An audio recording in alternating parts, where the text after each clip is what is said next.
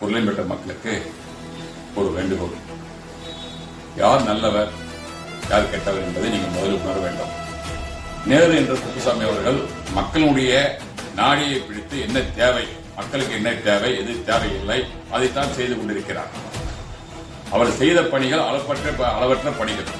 தொகுதியில் உள்ள அனைத்து இடங்களிலும் சிமெண்ட் சாலைகள், கழிப்பிட வசதிகள், மின் வசதிகள், மக்களுடைய அடிப்படை தேவைகளை உணர்ந்து மக்களுக்கு என்ன தேவை அதை செய்து கொண்டிருக்கிறார்.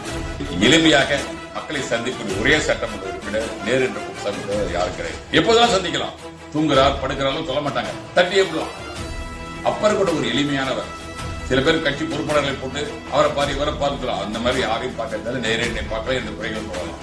அது மட்டுமல்ல, இந்த பெஞ்சாய் புயல் வந்த போது கழுத்தளவு நீந்தி வந்த ஒரே மனிதன் அவர் தான். 33 சட்டமன்ற உறுப்பினர்கள் இருந்தும் பலனில்லை, யாருமே நீந்தல.